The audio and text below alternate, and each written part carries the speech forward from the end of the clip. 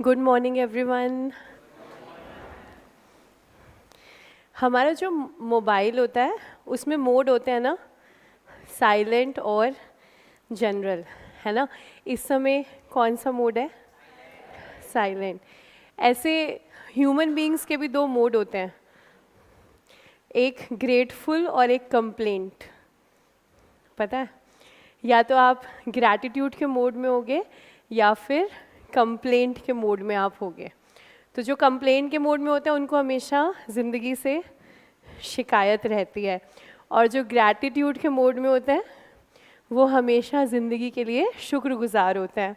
अच्छा चलो क्विकली अभी के लिए, अभी इस मोमेंट के लिए 10 चीज़ें जिसके लिए आप ग्रेटफुल हो। 10 चीज़ें जिसके लिए आप ग्रेटफुल हो, बता सकते हो?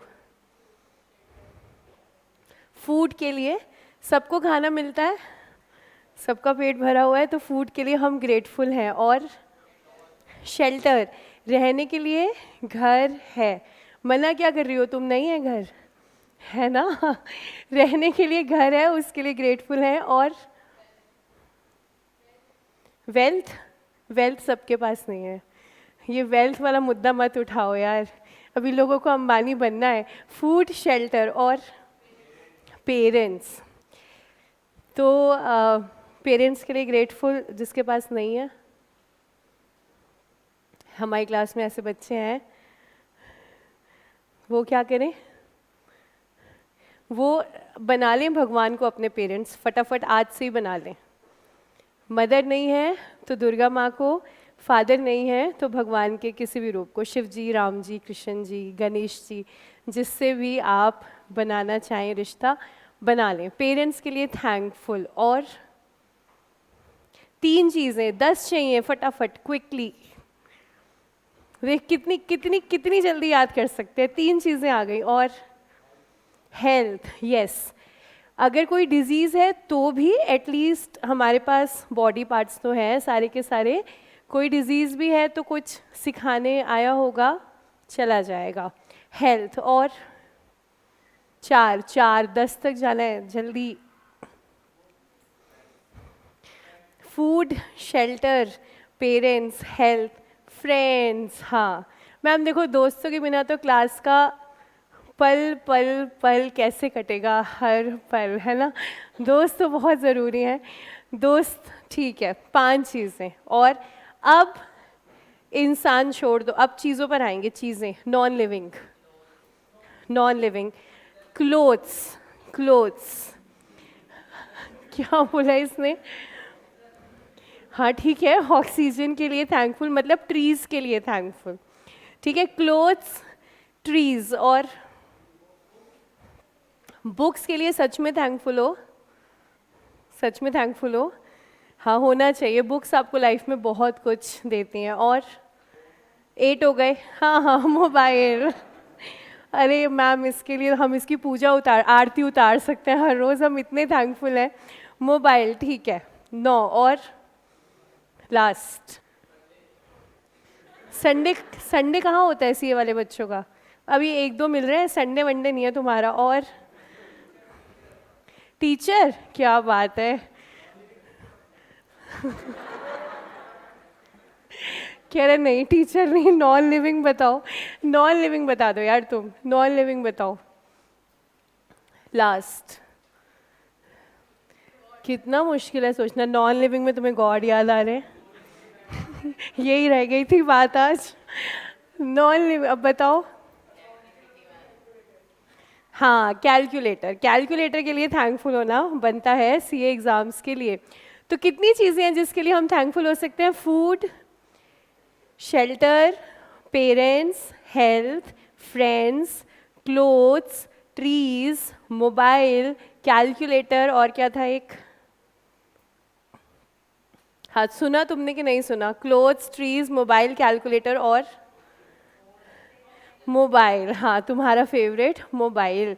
तो अगर आप ग्रेटफुल हैं तो स्माइल करते रहिए, यूनिवर्स को मैसेज जाता है, आपकी स्माइल वहाँ एक मैसेज है, आपका हैप्पीनेस वाला मूड वहाँ एक मैसेज है। और अगर आप कंप्लेंट करते हैं तो आपने देखी है लोगों की शक्लें कैसी हो जाती हैं, सभी की ऐसी ही हैं आज के संसार में, है ना। तो आपको किस मोड में रहना है? ग्रेटफुलनेस, क्योंकि ग्रैटिट्यूड अट्रैक्ट्स ग्रेस। हमेशा याद रखिएगा, gratitude attracts grace.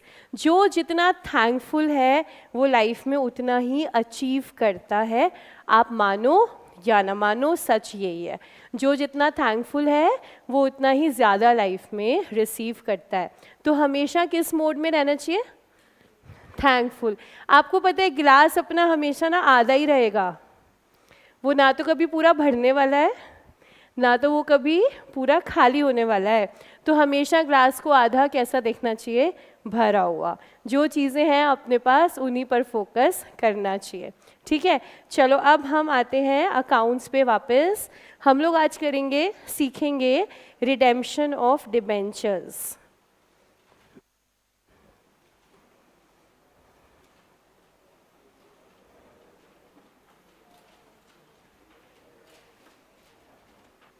Last class में हमने रिडेम्पशन ऑफ प्रेफरेंस शेयर्स किया था। कॉन्सेप्ट सब हो चुके हैं उसके, प्रैक्टिस कंटिन्यू करेंगे, अभी नेक्स्ट क्लास में करेंगे उसकी प्रैक्टिस। आज हम नया सीख लेते हैं topic, redemption of debentures. Debenture company के लिए फिर से क्या है? पैसा रेज करने का एक तरीका। Debenture is also a source of finance.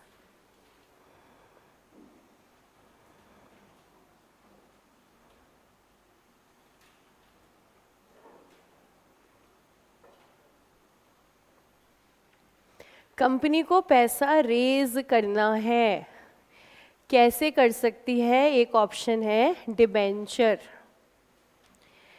Market में इन्वेस्टर है और कंपनी है। इन्वेस्टर जो पैसा लगाने को तैयार है, बस उसे अपनी इन्वेस्टमेंट के बदले में क्या चाहिए? रिटर्न। तो कंपनी कह रही है देखो हम लेकर के आ रहे हैं डिबेंचर्स, हम लेकर के आ रहे हैं डिबेंचर्स। हमारा डिबेंचर है 100 रुपये का, तो तुम हमें 100 रुपये दे दो। तो इन्वेस्टर कह रहा है भाई बदले में मुझे क्या मिलेगा? तो कंपनी कह रही है हम तुम्हें हर साल एक फिक्स्ड रेट पर क्या पे करेंगे? इंटरेस्ट। तो तुम हमारे डिबेंचर खरीद लो और हमें क्या दे दो? पैसे। इन्वेस्टर कंपनी को क्या दे दे? 100 रुपये। बदले में कंपनी क्या देती रहेगी? इंटरेस्ट। कब कब? हर साल। हर साल मिलेगा आपको इंटरेस्ट।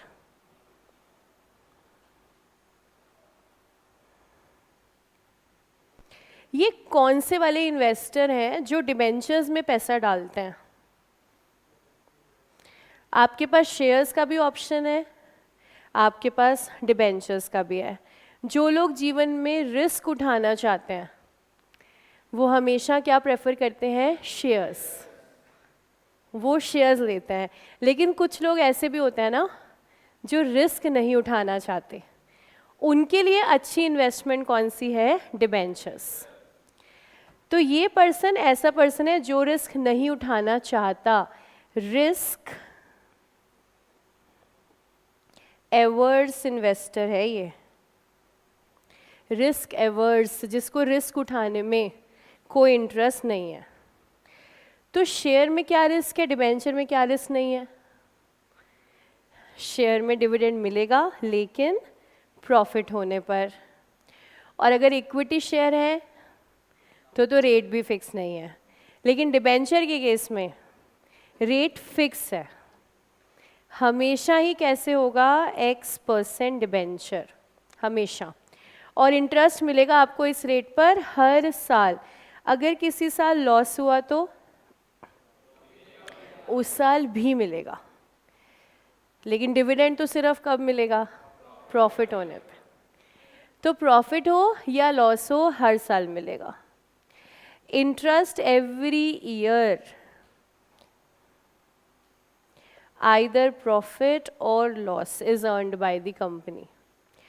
और जो भी चीज़ हमें मिलती ही मिलती है, चाहे प्रॉफिट हो चाहे लॉस हो, उसी को हम बोलते हैं चार्ज अगेंस्ट प्रॉफिट। जो चीज़ लॉस होने पर भी हमें मिल ही जाती है। तो debenture interest is charge against profit. तो मतलब चाहे प्रॉफिट हो चाहे लॉस हो, वो तो आपको मिलेगा ही मिलेगा। तो इन्वेस्टर ने अपना रिस्क जो है वो ख़त्म कर दिया है। कंपनी को दे दिए हैं 100 रुपये और कंपनी उसे हर साल देगी इंटरेस्ट। जर्नल एंट्री देखो, कंपनी ने डिबेंचर इशू किए, डिबेंचर होल्डर ने 100 रुपये दिए, तो कंपनी की बुक्स में देखिए, थोड़ा सा यहाँ बुक्स की तरफ ध्यान दीजिएगा, इन्वेस्टर और कंपनी दोनों की बुक्स ऑफ अकाउंट्स होती हैं, दोनों की, ठीक है। हम लोग जब कंपनी अकाउंट्स पढ़ते हैं तो हम किसकी बुक्स की बात करते हैं? कंपनी की। बुक्स तो इस इन्वेस्टर की भी होती हैं, उसको हम लोग पढ़ेंगे सीए इंटर में जाकर, और अकाउंट्स में चैप्टर का नाम आएगा इन्वेस्टमेंट अकाउंटिंग। और सेम यही चीज़ है, तब आप बुक्स बनाओगे डिबेंचर होल्डर की और बनाओगे शेयर होल्डर की, कि वो अपनी बुक्स में क्या कर रहा है। और अभी सीए फाउंडेशन में हम किसकी बुक सीख रहे हैं? कंपनी की, कि कंपनी अपनी बुक्स में क्या कर रही है। तो कंपनी ने जब डिबेंचर इशू किए तो कंपनी अपनी बुक्स में क्या कर रही है?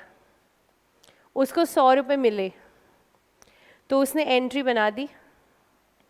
हाँ बिल्कुल सही बोल रहे हो, कंपनी ने एंट्री बनाई, बैंक डेबिट टू जो भी आपके डिबेंचर्स हैं।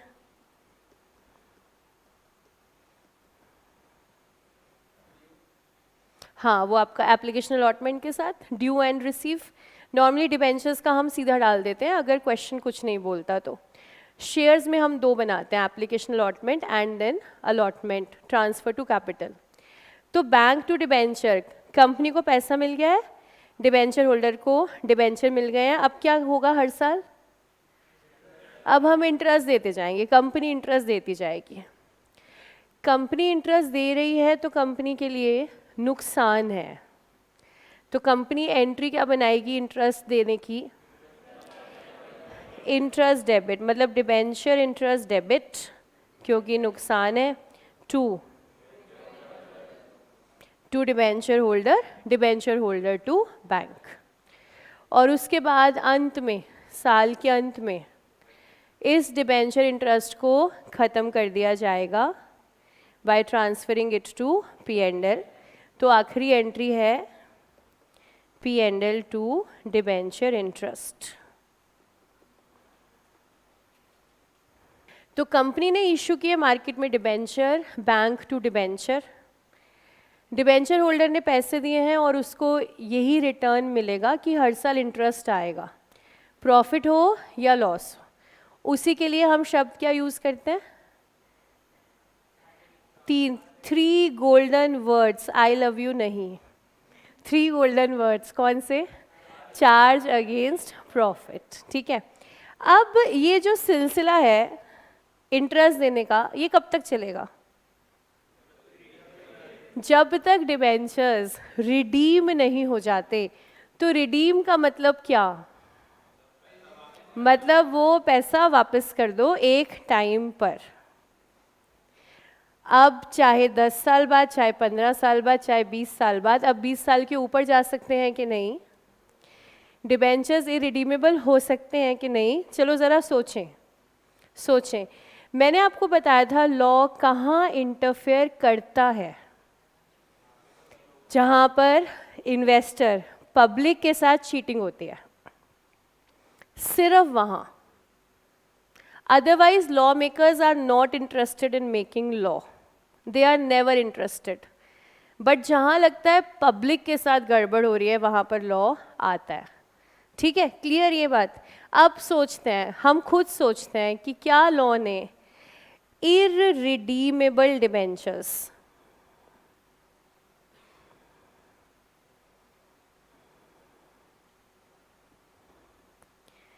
इररिडीमेबल, दूसरा नाम परपेचुअल।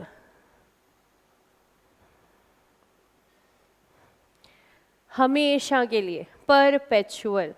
क्या ऐसे डिबेंचर्स लॉ ने अलाउ किए होंगे कि नहीं? अब सोचना होगा इससे क्या फ़ायदा क्या नुकसान, किसको फ़ायदा किसको नुकसान अगर हम कर दें ऐसा। कंपनी को फ़ायदा होगा। कंपनी को क्या फ़ायदा होगा? कि उसको पैसे वापस नहीं करने, ठीक है। तो एक एस्पेक्ट ये आ रहा है कि मैम कंपनी को फ़ायदा है क्योंकि उसको पैसा वापस नहीं करना, और इन्वेस्टर का नुकसान है क्योंकि उसको पैसा वापस मिलेगा नहीं। और कोई बात? लाइफ टाइम इंटरेस्ट तो मिलेगा, ये तो सोचो, ये तो सोचो।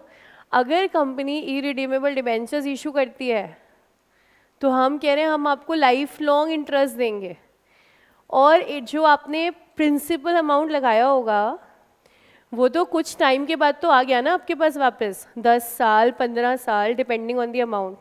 उसके बाद तो आपका बेनिफिट ही बेनिफिट हो रहा है क्योंकि आपको इंटरेस्ट मिले जा रहा है। तो रियल में नुकसान यहाँ किसका है? कंपनी का। एक्चुअल में इन्वेस्टर को तो एक टाइम के बाद तो पैसा मिल ही जाएगा, 100 रुपये वापस, उसके बाद तो वो सिर्फ इंटरेस्ट ले रहा है मजे से। तो क्या लॉ होगा? क्या रिस्ट्रिक्शन होगा? नहीं। Irredeemable debentures are allowed to be issued. आपकी मर्जी, आपको करने हैं आप कीजिए, हमें कोई दिक्कत नहीं। अब सोचो क्या रिडेम्पशन का पीरियड होगा डिबेंचर्स पे मैक्सिमम? ना, आपकी मर्जी। अब आप बोलो ना 100 साल के लिए है डिबेंचर्स, करो इशू, क्योंकि अब आप क्या दोगे? इंटरेस्ट दो। तो अब यहाँ कोई लॉ नहीं है, अब प्रेफरेंस शेयर्स पर है maximum redemption 20 years। Irredeemable preference shares can not be issued, लेकिन डिबेंचर के केस में कुछ नहीं क्योंकि लॉजिकल है। तो इरिडीमेबल इशू हो सकते हैं, लेकिन हम यहाँ बात कर रहे हैं रिडेम्पशन ऑफ डिबेंचर्स की। तो हम अकाउंटिंग सीख रहे हैं कि अगर डिबेंचर्स रिडीमेबल हैं तो फिर व्हाट नेक्स्ट, आगे करना क्या है फिर। तो हमारी कंपनी ने तो इशूड जो डिबेंचर्स किए हैं ना, हम तो मानेंगे कौन से वाले हैं? रिडीमेबल।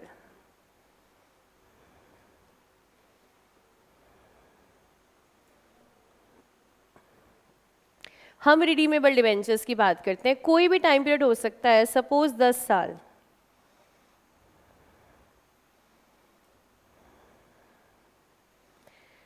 कंपनी ने डिबेंचर इशू किए हैं और कंपनी कह रही है 10 साल के बाद हम इसको रिडीम कर देंगे। तो हमारी कंपनी है अल्फ़ाबेट, इसने इशू किए हैं रिडीमेबल डिबेंचर्स, 7% डिबेंचर्स हैं, 20 लाख का इशू निकाला था यहाँ पर, फेस वैल्यू 100 रुपये। इन्होंने कहा था रिडीम कर देंगे 10 साल के बाद।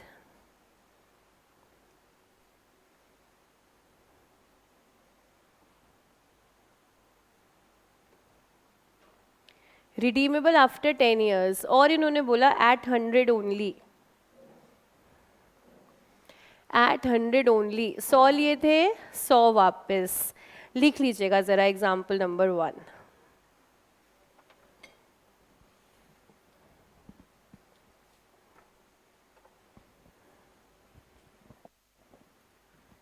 अब ये जब कंपनी कहती है कि हम 10 साल के बाद रिडीम कर देंगे, इसका मतलब हम 10 सालों के बाद पूरे के पूरे 20 लाख रुपए आपको वापस कर देंगे। इसको हम कहते हैं रिडेम्पशन इन लमसम, सारा पैसा एक साथ वापस। तो जब भी कंपनी कहती है सारा पैसा एक साथ वापस, तो रिडेम्पशन का नाम क्या रहता है? Redemption in lump sum.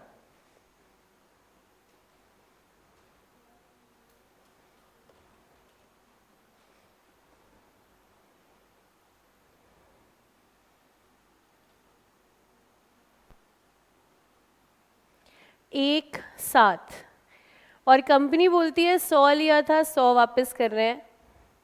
जितना लिया था उतना ही वापस, रिडेम्पशन एट पार, जितना लिया उतना ही आपको वापस कर देंगे, रिडेम्पशन एट पार।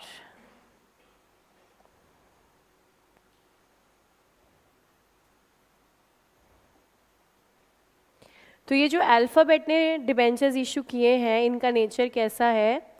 रिडेम्पशन है लमसम, सारा पैसा एक साथ वापस, और रिडेम्पशन का अमाउंट है एट पार। तो जब ये लोग डिबेंचर्स को रिडीम करेंगे तो ये लोग एंट्री क्या बनाएंगे अपनी बुक्स के अंदर? डिबेंचर्स रिडीम करने हैं मतलब पैसा वापस करना है, तो अब की बार टू बैंक है, और डिबेंचर्स ख़त्म करने हैं तो डिबेंचर्स को डेबिट, पहले दिए थे तब क्रेडिट, अब वापस तो डेबिट। एंट्री को बनाना है ड्यू करने के साथ साथ, तो दो हिस्सों में जाएगी, debenture to debenture holder, debenture holder to bank. तो अल्फ़ाबेट अपनी बुक्स में एंट्री बनाएगी 7% debentures debit,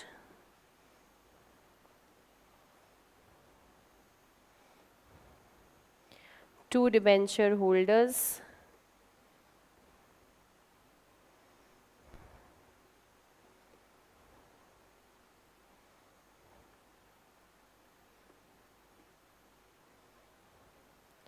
and debenture holders to bank. ये जो डिबेंचर का इंटरेस्ट रेट डिसाइड होता है ना, जैसे यहाँ पर है 7%। अब ये भी ऐसा नहीं कि आपने हवा में कुछ भी डिसाइड कर लिया, या ऐसा नहीं कि आपका लकी नंबर है 7, ऐसे नहीं होगा। ये डिबेंचर का इंटरेस्ट रेट कैसे डिसाइड होता होगा? डिबेंचर लेने वाला ना कौन से वाला इन्वेस्टर है? रिस्क एवर्स, इसको रिस्क तो उठाना नहीं है।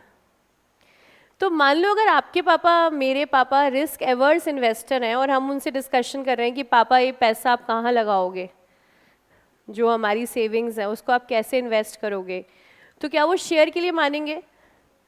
नहीं, वो साफ मना कर देंगे। डिबेंचर के लिए सोच सकते हैं, उनके पास और क्या ऑप्शन होगा? एफडी।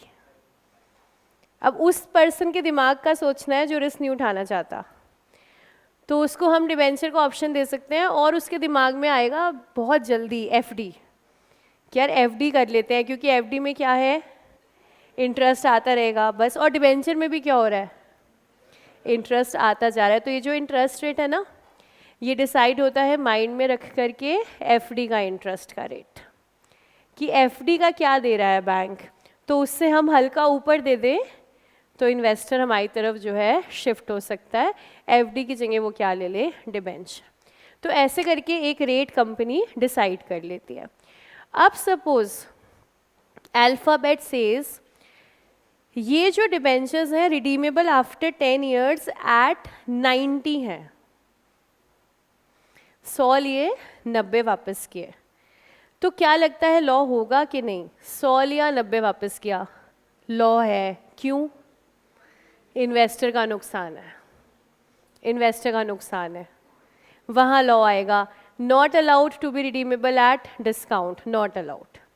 पार पे कर लो आप 100 रुपये, और अगर ज़्यादा अट्रैक्ट करना चाहते हो इन्वेस्टर तो प्रीमियम पे करो, फिर वो लालच दो इन्वेस्टर को कि हम 100 लेकर के वापस कितना करेंगे, 110।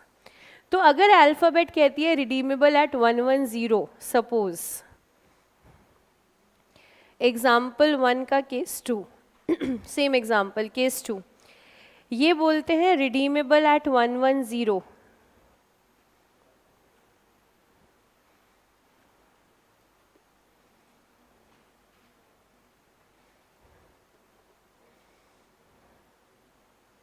इफ़ रिडीमेबल एट 110, तो देखो हमारी एंट्री, अब अकाउंटिंग एंट्री क्या बनेगी? बस शेयर होल्डर नहीं, कौन से वाले होल्डर यहाँ पे? Debenture holder. पहले तो बोलो अमाउंट कितना वापस करना है। अब देखो 20 लाख रुपए हैं और 100 रुपये फेस वैल्यू है, तो डिबेंचर्स कितने हो गए? 20,000। ठीक है, 20 लाख रुपए टोटल है, 100 की फेस वैल्यू है, तो नंबर ऑफ डिबेंचर्स हुए 20,000।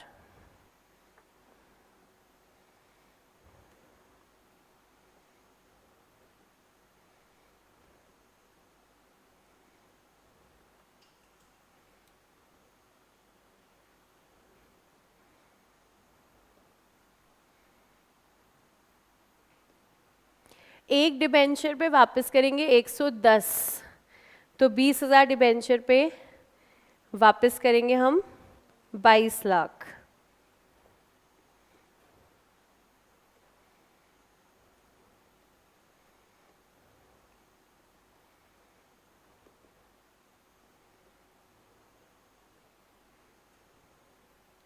दूसरे तरीके से भी निकाल सकते हो, टोटल जो वैल्यू है उसको 10% से बढ़ा दो।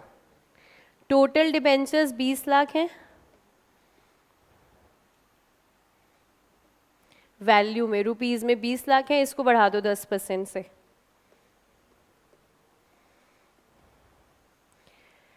तो तुमने वापस करना है 22 लाख, 20 लेकर के 22 वापस करना है, तो क्लियरली हमारा कंपनी का नुकसान हो रहा है। 20 लेकर के 22 वापस करिए, क्लियरली नुकसान हो रहा है। कितने रुपए का? 2 लाख का। नुकसान अकाउंट्स के अंदर डेबिट होने वाला है। Debit all losses and expenses, सब नुकसान डेबिट। अब मेरी एंट्री यहाँ पर जो बनेगी, तो सबसे पहले तो डिबेंचर्स डेबिट कितने से? 20 लाख से। डिबेंचर अकाउंट, शेयर अकाउंट हमेशा फेस वैल्यू के साथ, हमेशा। तो डिबेंचर तो डेबिट 20 लाख से, तो 2 लाख का डेबिट नए अकाउंट में, जिसका नाम है premium payable on redemption of debentures. Premium payable on redemption debit to debenture holder to bank.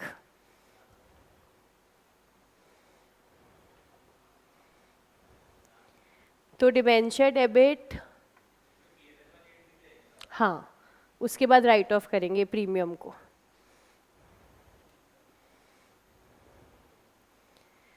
Debenture debit 20 lakh, premium payable on redemption.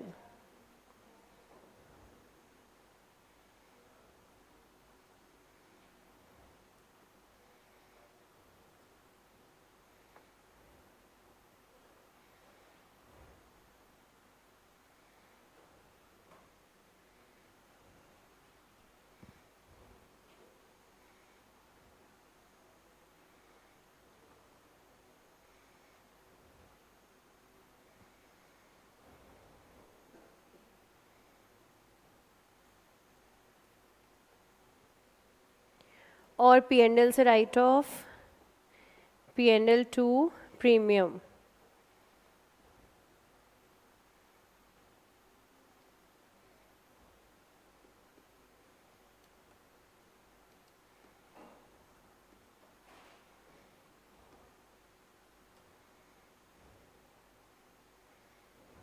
शायद लिखते लिखते वो एक खेल याद आ रहा हो जो आप लोगों ने खेला था, loss on issue of debentures. वो खेल खेलेंगे हम, पता है कौन से चैप्टर में? इश्यू ऑफ डिबेंचर्स वाले में। वो चैप्टर ही अलग है ना, वो खेल ही अलग है। अभी हमारा सीधा फोकस किस पर है? रिडेम्पशन पर। तो वो लॉस ऑन इश्यू आता था, उसको राइट ऑफ करते थे, वो सब इश्यू ऑफ डिबेंचर्स में। अभी रिडेम्पशन पर, तो हमने अगर ज़्यादा पैसे दिए हैं तो premium payable on redemption account आएगा, और लास्ट में इस अकाउंट को भी बुक्स में से ख़त्म करेंगे by writing it of through profit and loss account. ठीक है, इस एंट्री में कोई डाउट? ये क्लियर है। अब हम बात करते हैं लॉ की कुछ रिस्ट्रिक्शन की। अभी तक तो देखो लॉ आया नहीं, अकाउंटिंग चल रही है सिंपल। हम डिबेंचर्स कर देंगे रिडीम, और एंट्री क्या डाल देंगे? ये री एंट्री। हमें तो अकाउंट्स वालों को करना क्या है? एंट्री डालो मस्त बिंदास। डेबिट क्रेडिट सिर्फ तुम्हारा सही होना चाहिए, इसी बात के लाखों रुपए तुम ऑडिट के अंदर कमाओगे। तो सिर्फ तुम्हें क्या ध्यान रखना है? डेबिट क्रेडिट सही होना चाहिए। लेकिन अब आता है लॉ बीच में। लॉ कह रहा है इस रिडेम्पशन को करने से पहले कुछ चीज़ों को आपको फॉलो करना है, जिसमें है 2 बड़ी बड़ी बातें। एक रिजर्व बनाना है और एक इन्वेस्टमेंट बनानी है। एक बनाना है डिबेंचर रिडेम्पशन रिजर्व और एक बनानी है debenture redemption reserve investment, redemption करने से पहले। अगर नहीं बनाओगे तो रिडेम्पशन लीगल प्रोसेस के थ्रू नहीं होगा, फिर आपको फ़ाइन देना पड़ेगा, फिर आपको कंसिक्वेंसेस फेस करने पड़ेंगे। तो लॉ क्या है, दो चीज़ें तो करनी है, क्या? Debenture redemption reserve, debenture redemption reserve investment. इसको थोड़ा सा समझते हैं। हाँ, अभी आते हैं इस पे, सबको किसको क्या एक्सेप्शन है इसकी। एक आदि तो लगाएंगे ना बीच में, लिस्टेड अनलिस्टेड कंपनी, कुछ ना कुछ तो होगा। बट हाँ है ये DRR और DRRI। पहले इसका कॉन्सेप्ट समझ लेते हैं। बचपन में घर में रिश्तेदार आते थे, अभी भी आते हैं, ठीक है। मतलब जब आप छोटे थे ना तब की बात, जाते हुए आपको पैसे देके जाते थे, अभी भी देके जाते हैं, है ना? अब ऐसा नहीं होगा, देकर जाते हैं तो मतलब भगवान ऐसे रिश्तेदार सभी को दे जो आपको आज भी पैसे देके जाते हैं। अब वो रिश्तेदार आए, आपको पैसे देकर गए, पहले तो आपने खेल खेला कि नहीं नहीं मुझे नहीं चाहिए, ठीक है, इस प्रकार का खेल हो गया। फिर आपको पैसे मिल गए, अब उनके जाते ही वो पैसे किसने ले लिए? सबकी मम्मियों का एक ही हाल है, सबका, है ना? अब जाते ही वो पैसे ले लिए मम्मी ने, क्यों? तुझसे तो संभलेंगे नहीं, तुझे जब चाहिए तो मैं दे दूंगी, ये पैसे नहीं होते हैं, हमें भी उनको देना होता है, वगैरह वगैरह कहकर मम्मी ने पैसे ले लिए। अब दिल में तो आपके रह गया पैसे तो मेरे हैं, वो तो है, पैसे तो मेरे हैं, लेकिन लिए किसने? मम्मी ने। अब देखो 2-3 बार तो ये सिलसिला हुआ, ठीक है। अब 500 रुपये, 200 रुपये, 500 रुपये, यार आपके दिल में बात लग रही है कि मेरे कितने इकट्ठे हो गए हैं माइंड में कि नहीं, कि मेरे कितने इकट्ठे हो चुके हैं। अब जब ये सिलसिला बढ़ने लगा, आपने कहा ऐसे तो भूल जाएंगे हम, आपने कहा भैया लिख लो इसको। आपने एक पेपर लिया, आपने उस पर लिखा, ठीक है। आपने कहा चाची, मासी, मामा वगैरह वगैरह, ठीक है, आपको जो जो भी दे गए, आप ये लिखते चले जा रहे हो। साल के एंड में मान लो कितने हो जाती कलेक्शन आपकी? 1 साल की कलेक्शन 10,000।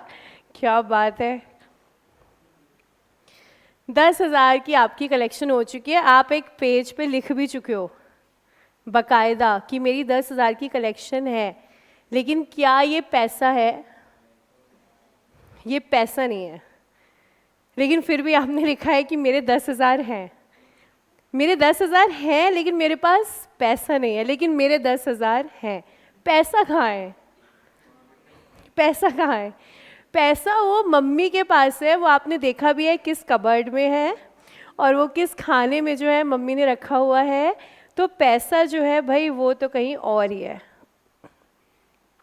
लेकिन मेरे पास मेरी एक एंट्री तो है, नाम तो है जो मैंने लिख करके रखा है कि मेरे पास मेरे 10,000 रुपये हैं, जबकि रुपए वुपए कुछ नहीं है, रुपए उधर कहीं मम्मी के पास पड़े हैं। अगर तुम थोड़ा गहराई से जा कर के देखोगे तो अकाउंट्स के अंदर जितने भी रिजर्व बनाते हैं ना हम, या फिर नाम उसको हम फंड दे लें, वो सिर्फ एक एंट्री मुझे दिखती है, पैसा नहीं है। वो सिर्फ एक एंट्री है, पैसा सारा का सारा एसेट साइड में, पैसा सारा का सारा एसेट साइड में। या तो वो एज इट इज़ बैंक में पड़ा है, या फिर वो एसेट्स में लग चुका है, या फिर वो इन्वेस्टमेंट्स में लग चुका है। मैं बोलती हूँ मैंने पैसा कमाया 10 लाख,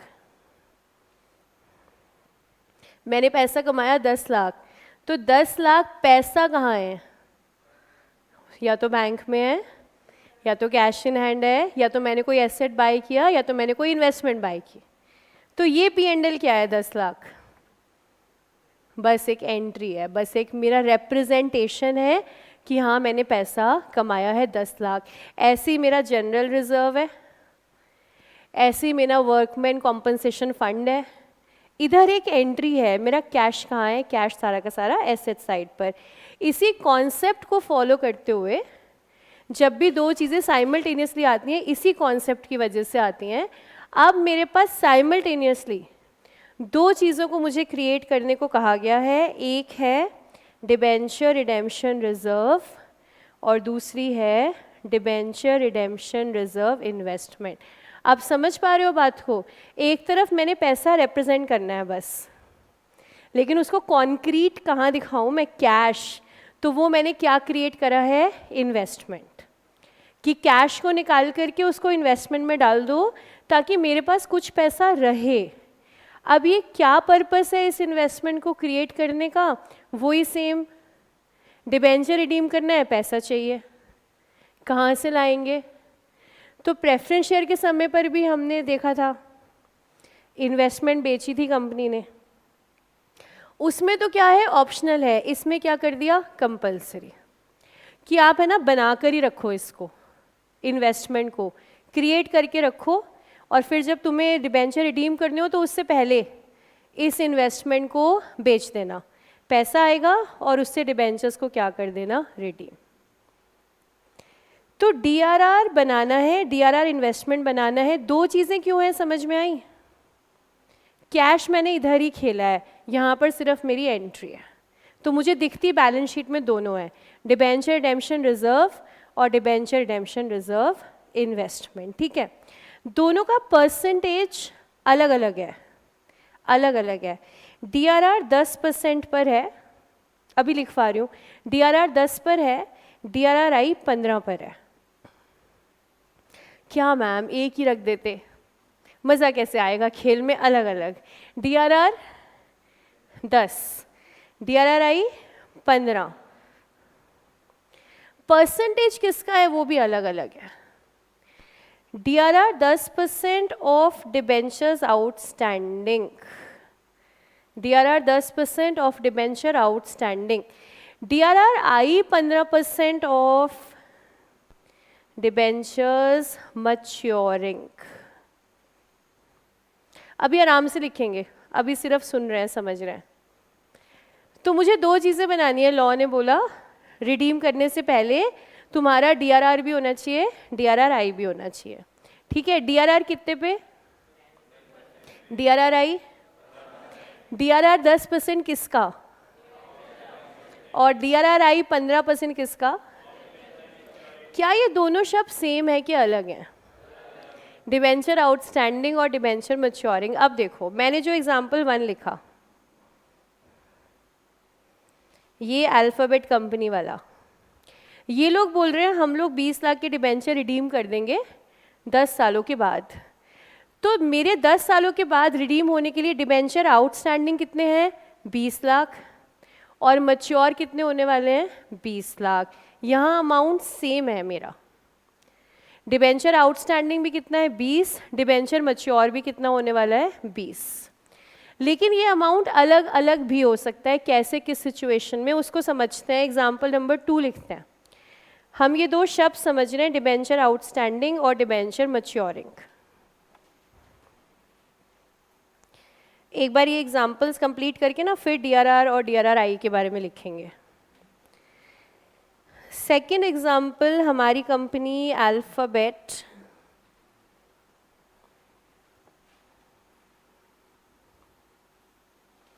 इशू किए हैं 20,000 debentures of face value 100,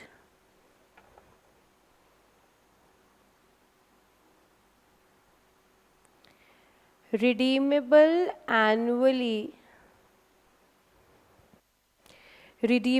annually in 5 years। अब ये कंपनी क्या कह रही है? कह रही है हम डिबेंचर रिडीम कर देंगे सारे, 5 सालों में ख़त्म भी कर देंगे हम, लेकिन हम ना एक साथ नहीं करेंगे, हम थोड़ा थोड़ा करेंगे। हर साल थोड़े थोड़े डिबेंचर्स हम रिडीम करेंगे और 5 सालों में हम सारे कर देंगे। तो टोटल आपने 20,000 डिबेंचर्स रिडीम करने हैं 5 सालों में, तो हर साल कितने रिडीम करोगे? 2000, 2000, 4000। तो हर साल कितने रिडीम कर दोगे? 4000 डिबेंचर्स। इसको हम बोलते हैं रिडेम्पशन बाय इंस्टॉलमेंट। ये केस कैसा है? Redemption by instalment.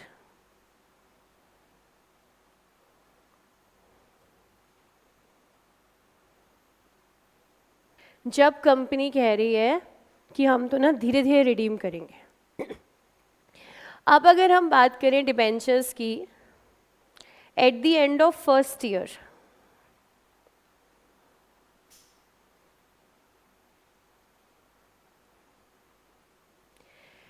At the end of first year debenture outstanding,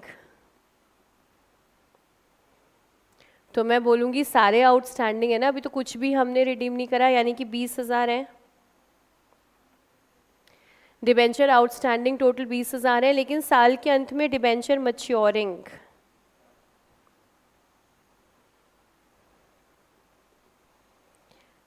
देखो डिबेंचर मच्योरिंग कितने आएंगे? 4,000। यहाँ फ़र्क आ जाएगा। लमसम रिडेम्पशन है ना, तो फ़र्क नहीं आएगा, सेम अमाउंट है, वही आउटस्टैंडिंग है, वही मच्योरिंग है।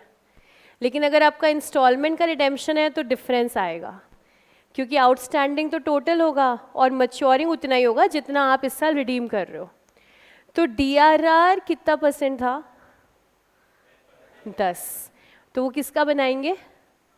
20,000 इंटू 100 का, ठीक है, फेस वैल्यू। और debenture redemption reserve investment 15% of 4,000 into 100 बनेगा सारा फेस वैल्यू पर, सारा फेस वैल्यू पर बनाते चलेंगे। तो यहाँ पर जो है डिफरेंस हो गया। क्लियर? अगला केस लिखते हैं, मतलब next example, example 3।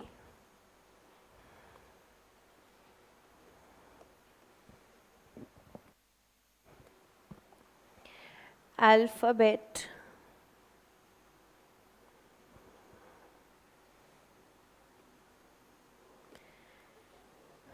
issued 20,000 debentures of face value 100,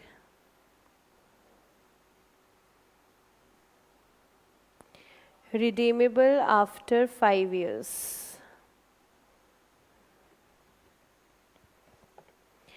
The company has given an option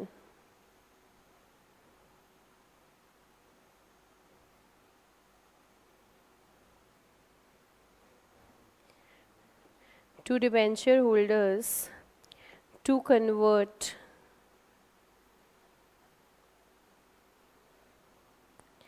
20% of their holding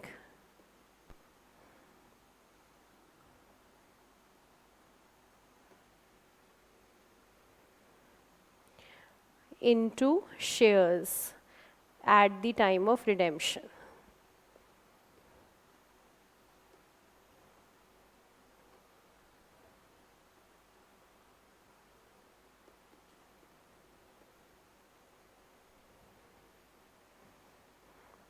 Presume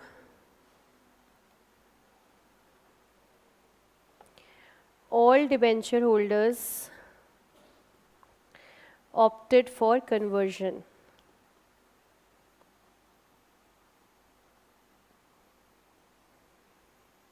एक इसमें रिडेम्पशन वैल्यू और ऐड कर लेते हैं, रिडीमेबल एट पार। ऊपर ही ऐड कर देती हूँ मैं, redeemable after 5 years at par. 100 लेकर 100 ही वापस करेंगे। अब देखो कंपनी ऐसा भी कर सकती है, और इन्हीं डिबेंचर्स को हम क्या कहते हैं? Convertible debentures. Convertible debentures. Conversion कभी भी 100% नहीं होता है, नेवर 100% नहीं, उसका कुछ सेलेक्टेड परसेंटेज आएगा। जैसे यहाँ पर कंपनी कह रही है भाई 20% हिस्सा आप कन्वर्ट कर सकते हो इनटू हमारे शेयर्स के अंदर, इनटू आर इक्विटी शेयर्स, वो भी अगर आप चाहो तो। हमेशा हमेशा ऑप्शन रहेगा, कंपल्शन कभी नहीं। आप चाहो तो कन्वर्ट करा सकते हो इनटू शेयर्स। तो 20% तो शेयर में गया, बाकी 80 का क्या? पैसा जाएगा ना, पैसा जाएगा ना। फिर ये नहीं है ना कि सिर्फ शेयर दे दोगे, पैसा नहीं है ना। इसका मतलब ये हो गया 20% मैं शेयर ले लेती हूँ तो 80% तो मुझे मेरा पैसा आप वापस करोगे। इसको बोलते हैं redemption by conversion into shares, तीसरी कैटेगरी।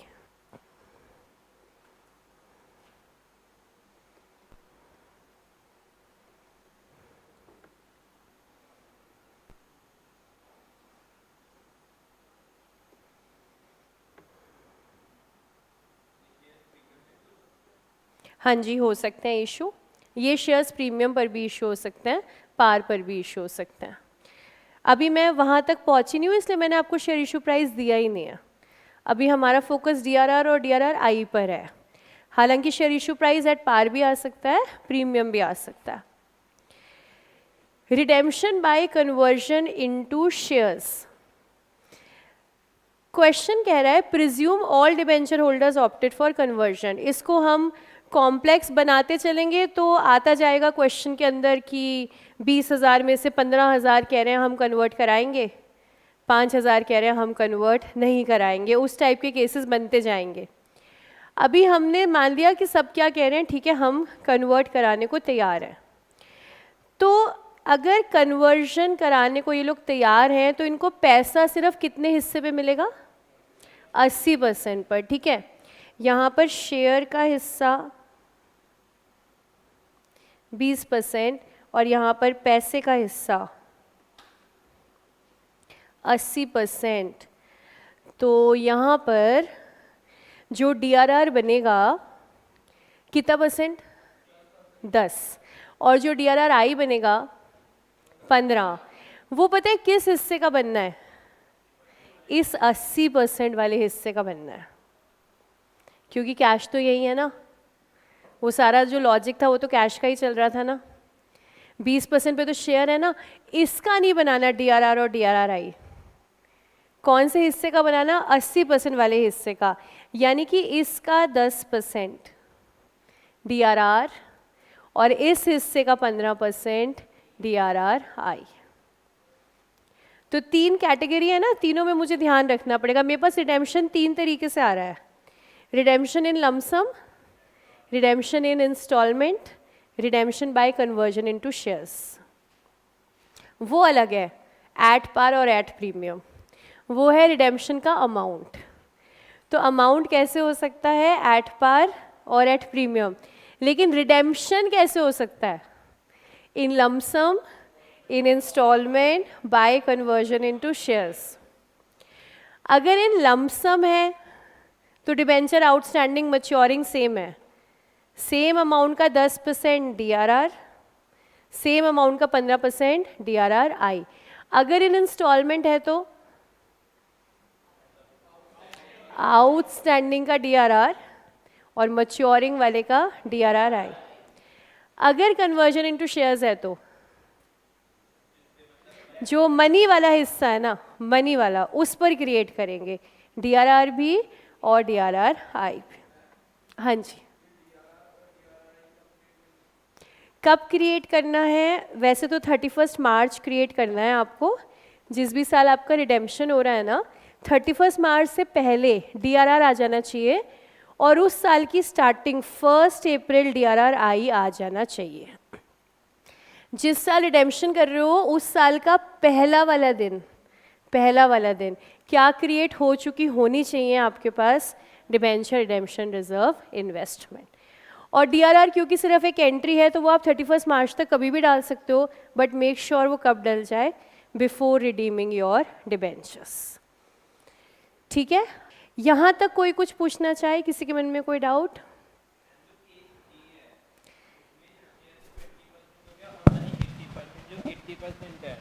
ये लमसम में ये लमसम में हो सकता है, तो उसके लिए तो मतलब DRR या DRI बनाने की कोई नीड नहीं है ना? उसी के लिए तो बनाना है। लमसम में करना तो भी? हाँ, आप रिडेम्पशन कैसे भी करो, आपको वो क्रिएट करना ज़रूरी है। ठीक है, ठीक है। और कोई डाउट? तो चलो अब पहले लिखते हैं इसके बारे में ज़रा। हमारे ये 2 खास लोग DRR और DRRI, एग्जाम्पल 3 के बाद लिखिएगा before redeeming debentures, before redeeming debentures.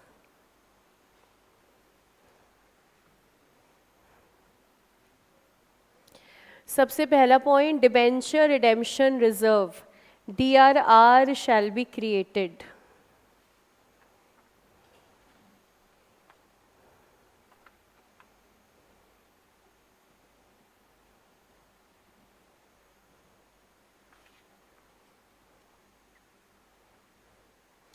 out of profits available for dividends.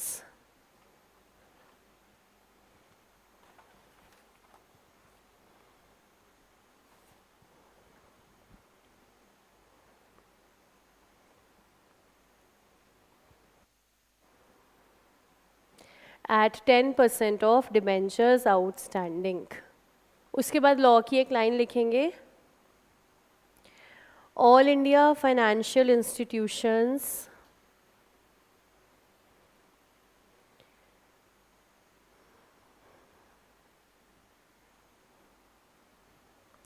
regulated by RBI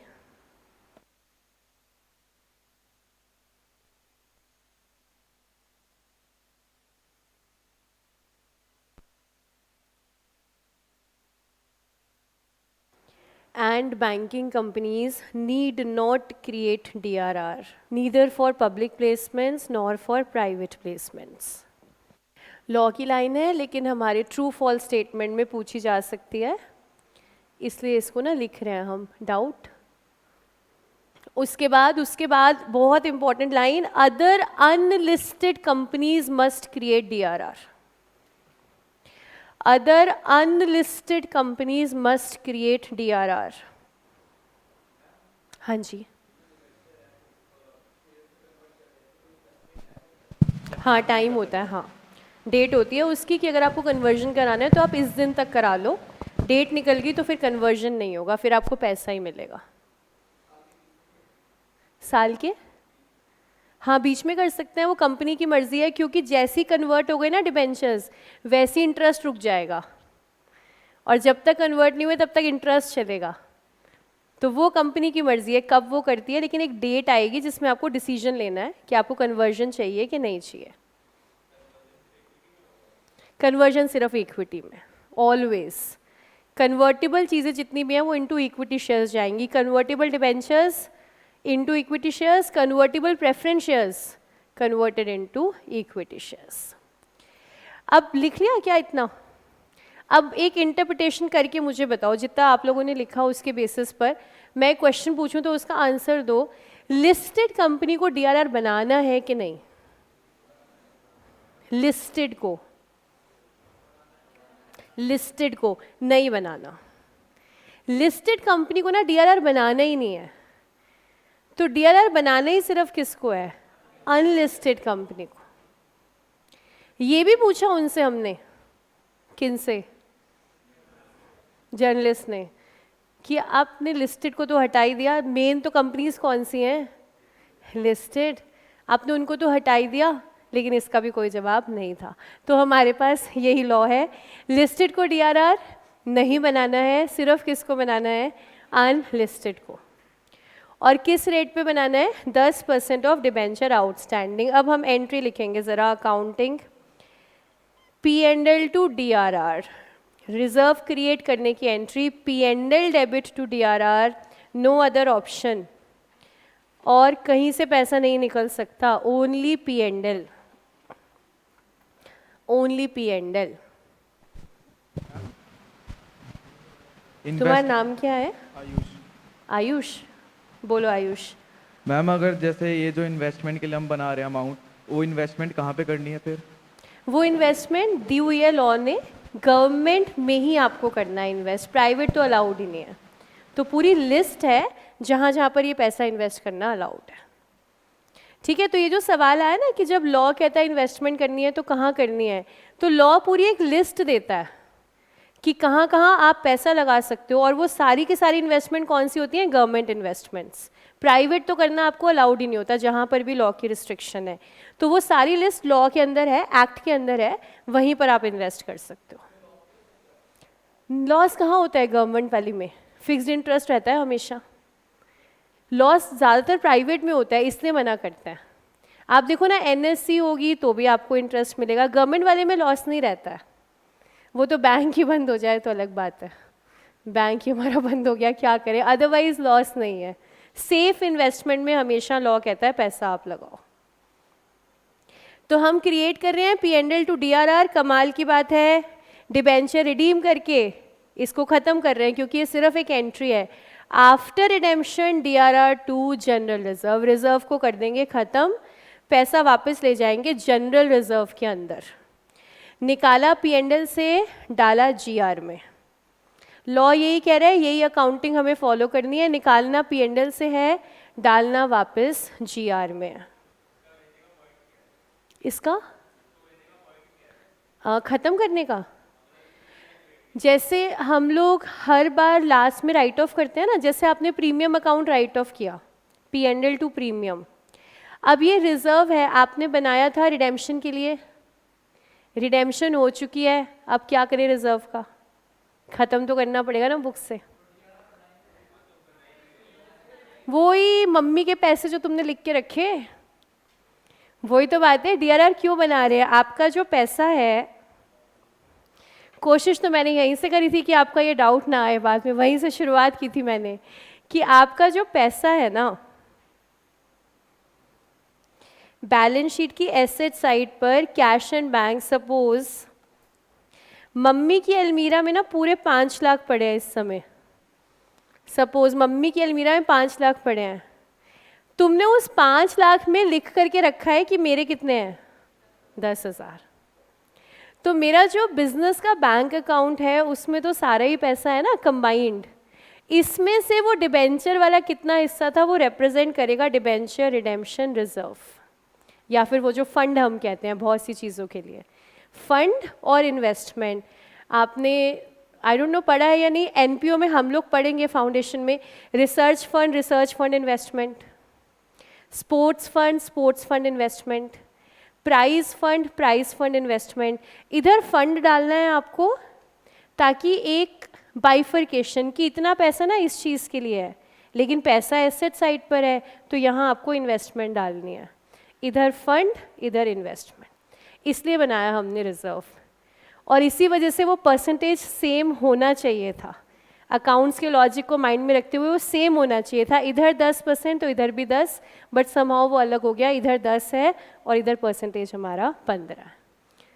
clear? इसलिए हमने रिजर्व डाला, it is just an entry, but उसको रिप्रेजेंट तो करवाना पड़ेगा ना पैसे को, कि जो यहाँ आपका पैसा है वो कहाँ से क्या शो कर रहा है, तो it is related to debenture redemption. कुछ नहीं, कोई डिफरेंस नहीं, हमारी अलग अलग एंट्री बन रही है ना। अभी आप DRR बना रहे हो, ये सेपरेट है, अब डिबेंचर रिडेम्पशन रिजर्व की एंट्री बनाते हैं, ये सेपरेट है, आपस में 5% का डिफरेंस कुछ नहीं है, कोई अकाउंटिंग नहीं है उसकी। DRR अलग, DRRI अलग। चलो DRRI लिखेंगे, डिबेंचर रिडेम्पशन रिजर्व इन्वेस्टमेंट, दोनों को बनानी है listed and unlisted companies. Both listed and unlisted companies must create DRRI.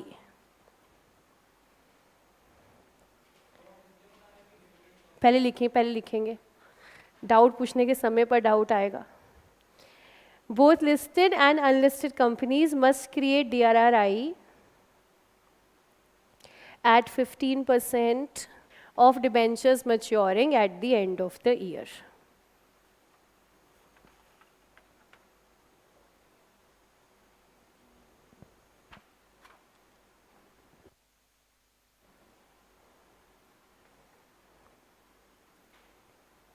उसके बाद एंट्री लिखेंगे इन्वेस्टमेंट्स क्रिएट करने की। एंट्री लिख लेना, debenture redemption reserve investment debit to bank account.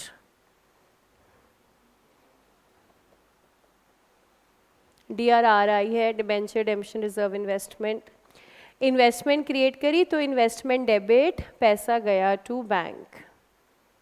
जैसे हम कोई भी नॉर्मल इन्वेस्टमेंट क्रिएट करते हैं, इन्वेस्टमेंट आ गई, पैसा चला गया।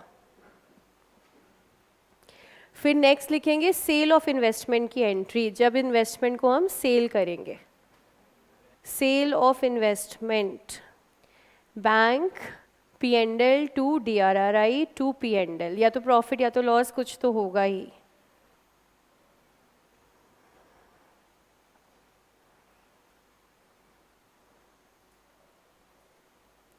और इन्वेस्टमेंट की है तो जो इंटरेस्ट आएगा उसको भी रिकॉर्ड करेंगे, bank to interest, interest to P&L।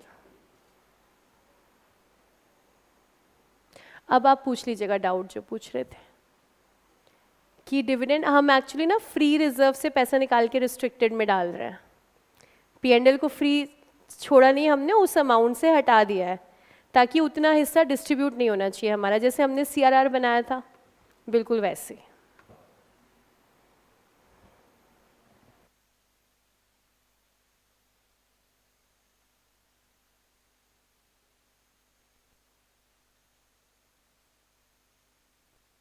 तो रिडेम्पशन के फिर कितने तरीके पढ़े हमने? 3, लमसम, इंस्टॉलमेंट और कन्वर्जन इनटू शेयर्स। और अगर हम अकाउंटिंग एंट्री की बात करें तो कितनी एंट्रीज हैं जो मुझे क्वेश्चन के अंदर बनानी पड़ेंगी, यहाँ पर जो दिख रहा है काउंट कर लेते हैं। चलो, डिबेंचर को पैसा वापस करना है, उसकी 2 एंट्री हैं, एक ड्यू करना है और एक रिसीव करना है। हम ऐसा ही करेंगे, सबसे पहले ड्यू, सबसे लास्ट में पे, रिसीव नहीं सॉरी, पे करना है। 2 एंट्री तो ये हो गई।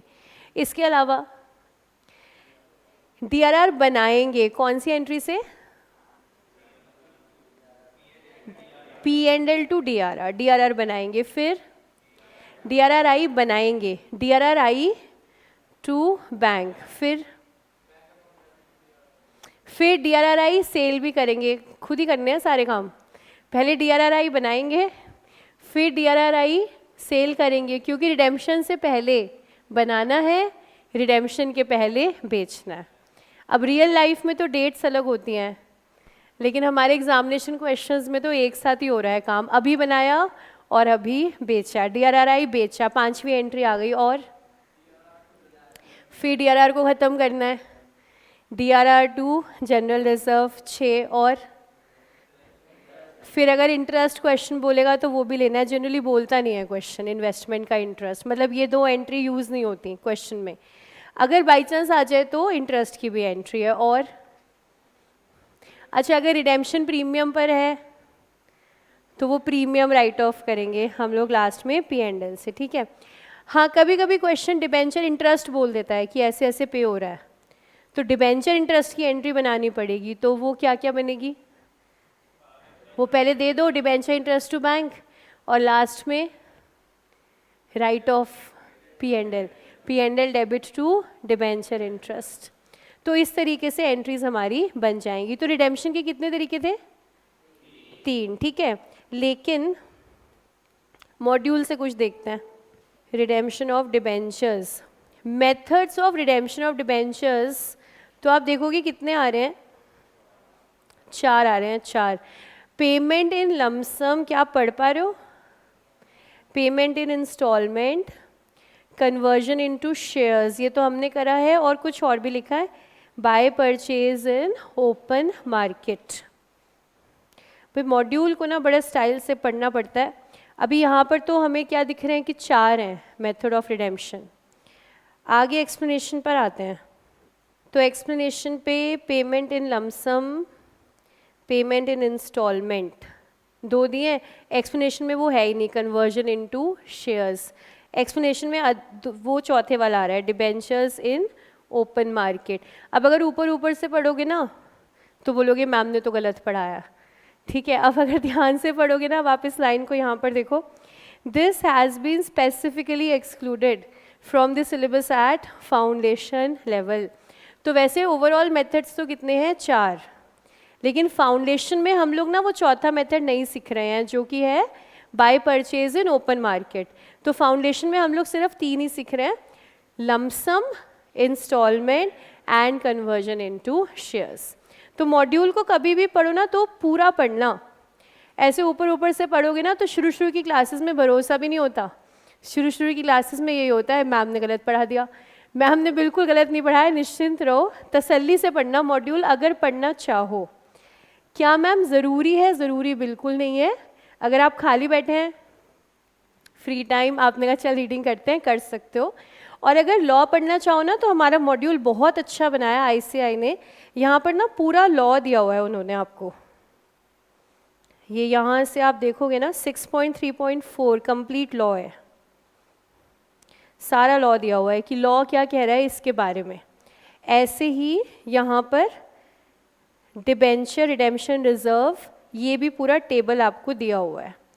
जितना ज़रूरी है ना वो आपकी बुक के अंदर है, ये टेबल आपकी बुक के अंदर है, डला हुआ है।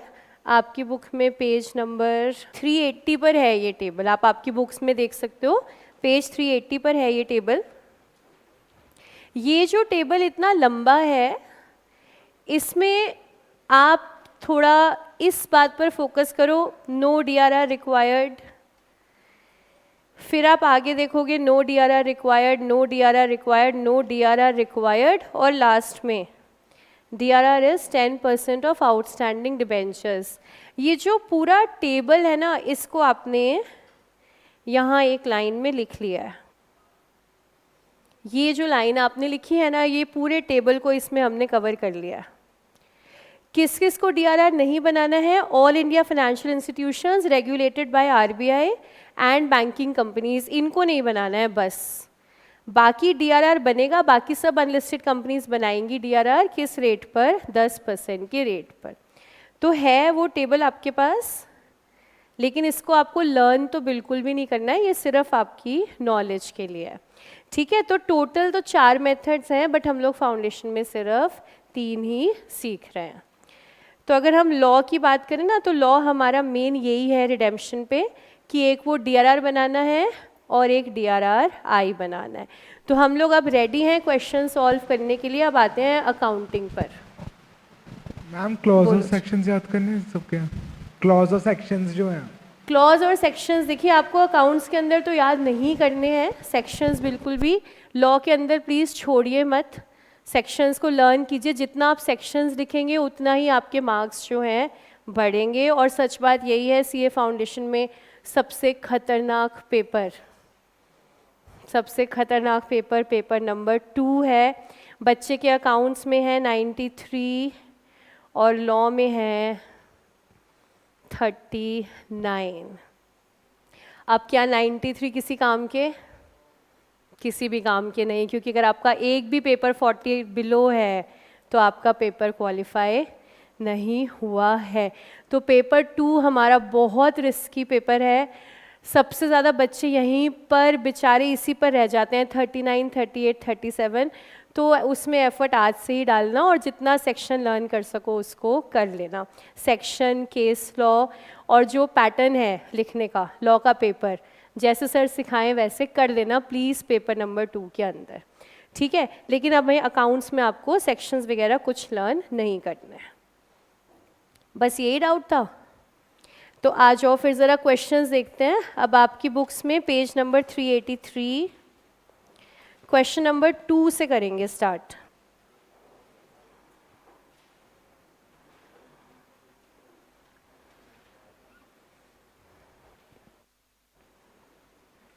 Page 383, question number 2.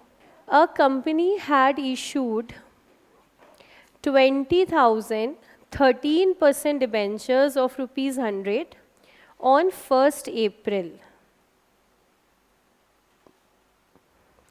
Debentures are due for redemption on 1st July. सिर्फ 3 महीने के लिए डिबेंचर इशू आया है। Terms of issue of debentures provided that they were redeemable at a premium of 5%. क्या हुआ? अच्छा 22, आई एम सो सॉरी, मैंने उसको 21 पढ़ लिया। तो हमारा यहाँ पर जो प्रीमियम 5% पर हम लोग रिडीम कर रहे हैं, तो हमारा जो रिडेम्पशन वैल्यू है वो हो गया है 105 रुपये, ठीक है। इशू 100 पर और रिडीम 105 पर। and also conferred option to the debenture holders to convert 20% of their holding into equity shares. और जो हम लोग शेयर्स इशू कर रहे हैं उसका नॉमिनल वैल्यू है 10, लेकिन हम इसको इशू कर रहे हैं 15 रुपये पर, मतलब शेयर हमारा जा रहा है प्रीमियम पर. Debentures holder holding 2500 debentures did not exercise the option. क्योंकि हमने तो कहा था मर्जी है आपकी, लेना है तो ले लो. तो ये जो 2500 डिबेंचर होल्डर्स हैं ना, ये कह रहे हैं कि हमें ऑप्शन नहीं चाहिए. इसका मतलब हमें सारा का सारा 100% अमाउंट कैसे दे दो, कैश. और बाकी डिबेंचर होल्डर्स क्या कह रहे हैं कि ठीक है हम 20% तो क्या ले लेंगे शेयर्स और 80% क्या ले लेंगे, cash. Calculate the number of equity shares to be allotted to the debenture holders exercising the option to the maximum.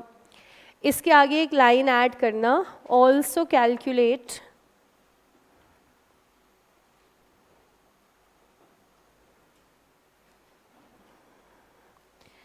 total amount payable to debenture holders.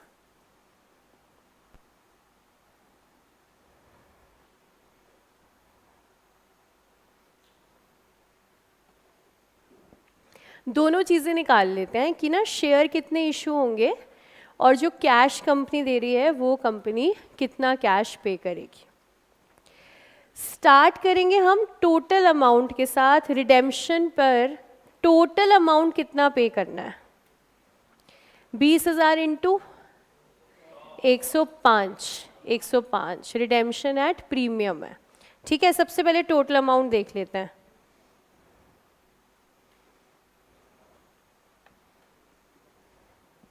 Paper presentation थोड़ी देर में लिखेंगे इसकी, पहले हम अमाउंट समझ लें. टोटल मुझे देना है 20,000 डिबेंचर्स पर 105 रुपये. टोटल अमाउंट बनता है 21 लाख. अब इसमें से कितने डिबेंचर होल्डर्स ऑप्शन लेने को तैयार हैं, लेने को, डिबेंचर लेने को तैयार हैं. हमारे डिबेंचर होल्डर्स जो नहीं ले रहे हैं ऑप्शन वो है 2500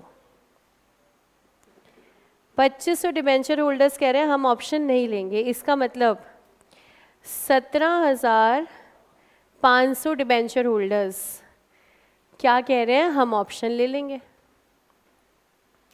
टोटल डिबेंचर होल्डर्स हैं 20,000, 2500 कह रहे हैं हमें ऑप्शन नहीं चाहिए. इसका मतलब ऑप्शन कितने लोगों को चाहिए, 17,500 डिबेंचर्स. पहले बात उनकी करते हैं जिनको ऑप्शन नहीं चाहिए, जिनको सारा का सारा कैश चाहिए. तो ये 2500 डिबेंचर होल्डर्स क्या लेके निकल जाएंगे, 105 रुपये पर डिबेंचर. 2500 इंटू में 105, ये अपना कैश ले लेंगे और चले जाएंगे. 2,62,500.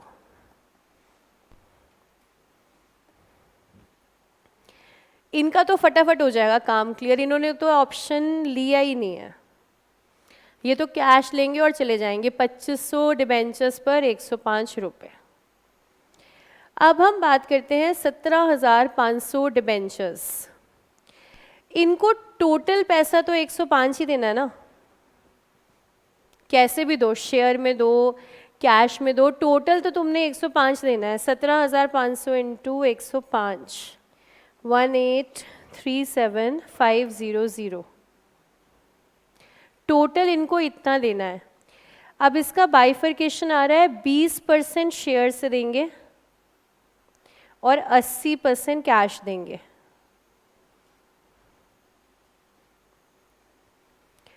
तो इसका मतलब हम टोटल को बांट देते हैं. 1837500 का 80% कैश है, 14,70,000. 20% शेयर से जाएगा,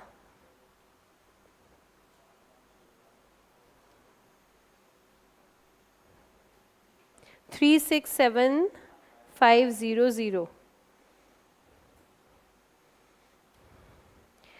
तो नंबर ऑफ शेयर्स जो हम निकालेंगे, मुझे शेयर्स में टोटल पैसे देने हैं 367,500 और मेरा एक शेयर मार्केट के अंदर 15 रुपये प्राइस पर है, तो मैं इशू करके दूंगी 24,500 शेयर्स। मैं इशू करूंगी 24,500 शेयर्स।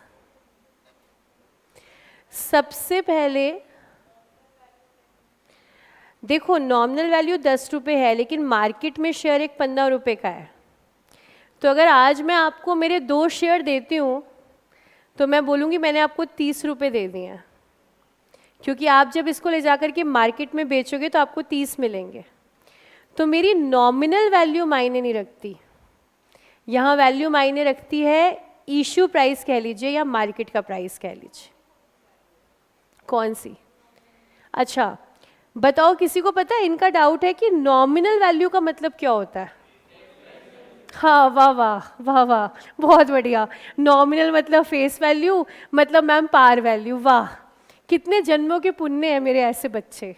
कहाँ, मतलब मैं चिराग लेकर भी ढूंढूंगी तो मुझे नहीं मिलेंगे, है ना। नॉमिनल वैल्यू का मतलब क्या होता है? Face value. फेस वैल्यू का मतलब जिस पे शेयर रजिस्टर हुआ है। कहाँ पर?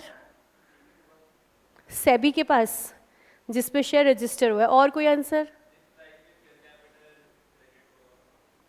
वाह वाह वाह, ये भी ठीक था, है ना मैम। जर्नल एंट्री में देखो जो हो जाएगी वो फेस वैल्यू है। और कोई आंसर?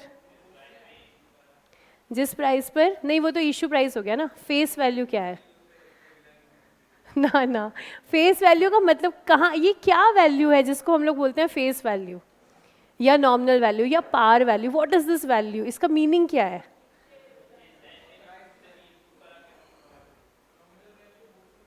हाँ, तुक्का लग तो गया तुम्हारा, सोचते सोचते बिल्कुल सही तुक्का लग गया है। देखो, हमारा एक डॉक्यूमेंट होता है एमओए,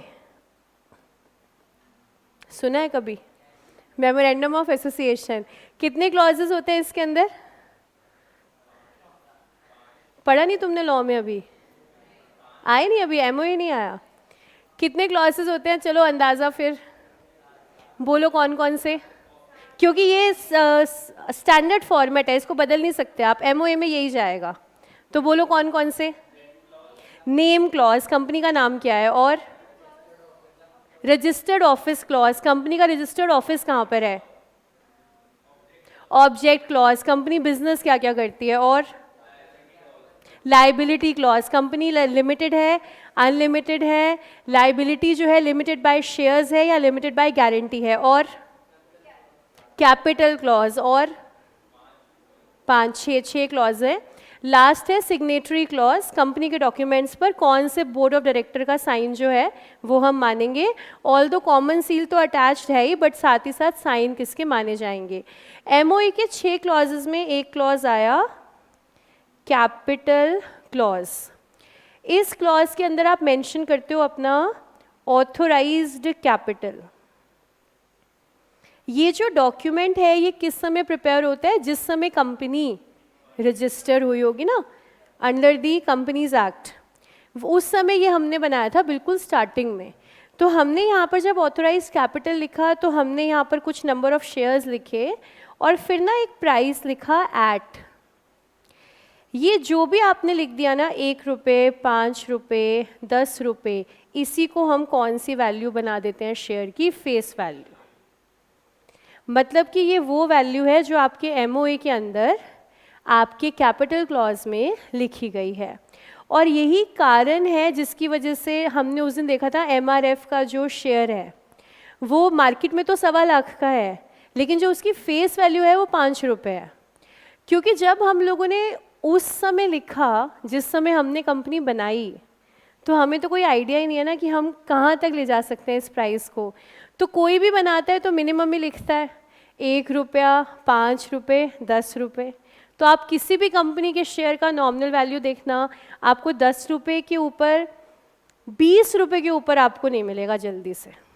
मैक्सिमम 20 रुपये आपको मिलेंगे फेस वैल्यू, क्योंकि उस समय हमें क्या पता कितना शेयर जाएगा, लेकिन कुछ लिखना तो है। तो कम से कम वैल्यू लिखते हैं, इस वैल्यू को कहते हैं नॉमिनल वैल्यू। नहीं, सेम ये फिक्स्ड है, ये आप प्रीमियम कितना भी हो सकता है, ये एक बार आपने एमओए में डाल दिया ना, इसका ऑल्टरेशन नहीं है। ऑथोराइज का तो है, टोटल का, इसका ऑल्टरेशन नहीं है फेस वैल्यू का। दूसरी बात है ज़रूरत ही नहीं है, ज़रूरत ही नहीं है, क्योंकि तुम लोगों ने बात छेड़ दिया तो तुम्हें बता देती हूँ कि कमाल का एक सिस्टम यहाँ पे चल रहा है, dividend is payable at face value. Dividend is payable at face value, बहुत बड़ा लूप होल लॉ के अंदर चल रहा है। इस पर सेबी बहुत काम कर रहा है कि इस चीज़ को हटाया जाए, लेकिन लॉ अभी भी यही है, dividend is payable at face value. जबकि डिविडेंड किस पर पेएबल होना चाहिए? इशू प्राइस पर। इशू प्राइस पर जो मैंने पैसा दिया शेयर को लेने के लिए, लेकिन डिविडेंड कैसे चल रहा है? फेस वैल्यू पर। बट आज की डेट में कंपनीज का जो डिविडेंड आ रहा है ना, वो पर शेयर आ रहा है, वैल्यू पे नहीं आ रहा। 2 रुपये पर शेयर, 5 रुपये पर शेयर, 10 रुपये पर शेयर। वो जो कंपनीज डिविडेंड दे रही है ना, वो इस लूप होल पे नहीं खेल रही हैं।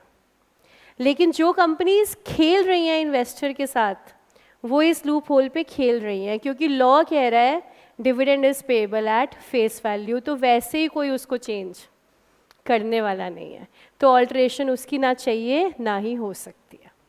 ठीक है, ये है आपकी फेस वैल्यू। तो फेस वैल्यू तक तो हम चले गए, बट सबसे पहले कैलकुलेशन बोलो क्लियर है कि नहीं। 24,500 शेयर, तो हम शुरुआत कहाँ से करें? सबसे पहले ना टोटल अमाउंट देख लो। टोटल अल्टीमेटली चाहे मैं शेयर्स में दूं चाहे मैं कैश में दूं, मिलाकर के ना मैंने 1837,500 देना है, उसके ऊपर नहीं। अब टोटल अमाउंट को ना डिवाइड कर लो, 80% कैश, 20% शेयर। तो कैश वाला हिस्सा तो कैश में चला जाएगा, शेयर में तुमने जो भी टोटल पैसे देने हैं उसको डिवाइड कर दो, किससे? मार्केट के प्राइस के साथ, या क्वेश्चन उसी चीज़ को बोलेगा इशू प्राइस। तो 15 रुपये से डिवाइड कर दो तो तुम्हें पता चल जाएगा शेयर्स कितने देंगे, 24,500। तो हमारा यहाँ पर आंसर है शेयर्स जाएंगे 24,500 और कैश जाएगा इसका टोटल 262,500 कैश इधर जा रहा है और 14,70,000 कैश जो है वो इधर जा रहा है। तो total cash payable by company 1470 plus 262,500। बोलो अमाउंट क्लियर है एकदम? चलो इसको लिखते हैं पेपर प्रेजेंटेशन। आंसर पेपर में लिखना कैसे है? स्टेटमेंट बनाएंगे, statement showing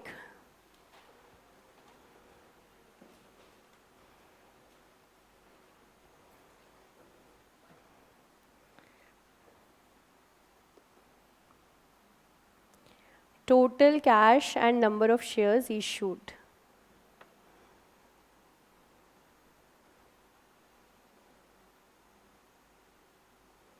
Particulars and amount, सबसे पहले हमारे total number of debentures,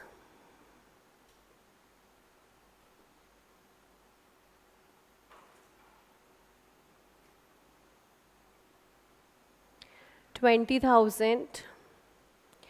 Redemption value per debenture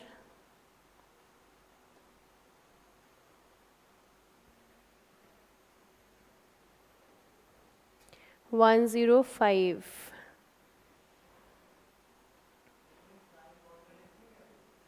हाँ जी, नंबर ऑफ डिबेंचर्स में रुपीस का साइन लगा है। हाँ, वो एक आधा आपका अमाउंट अलग होता है, वो चल जाता है, वो ऊपर तो हम रुपीज़ ही लगाते हैं, उसमें कोई प्रॉब्लम नहीं है। Debenture holders exercising the option,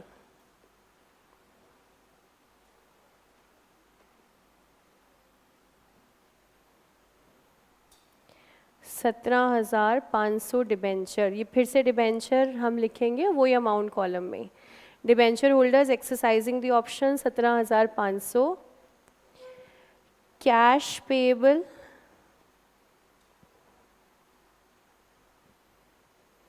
यहीं पर ब्रैकेट में 17,500 इंटू में 105 इंटू में 80%, 14,70,000।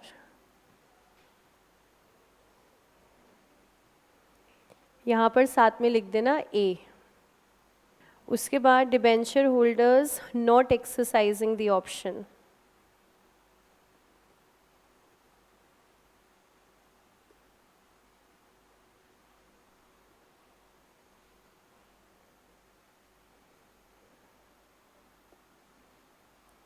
$2,500 cash payable,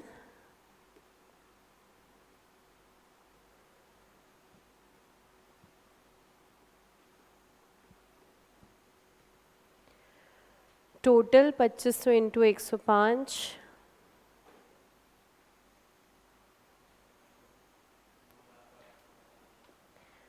$262,500 total cash payable,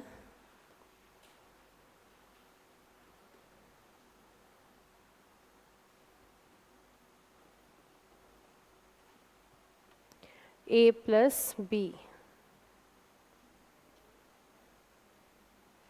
कितना आ रहा है? 17,32,500। उसके बाद next line, convertible portion of debenture,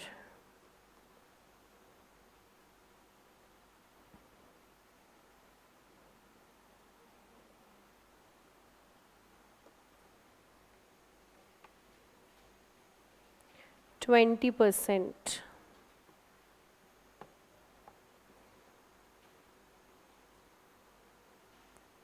Then convertible amount of debentures,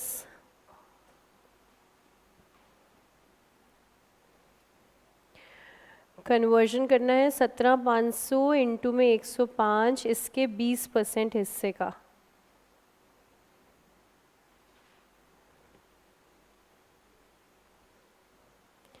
$367,500। Issue price पर शेयर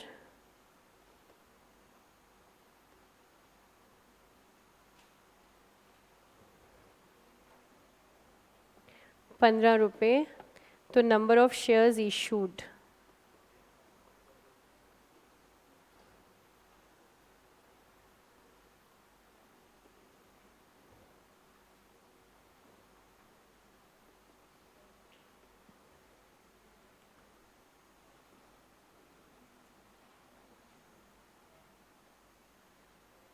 $24,500 शेयर।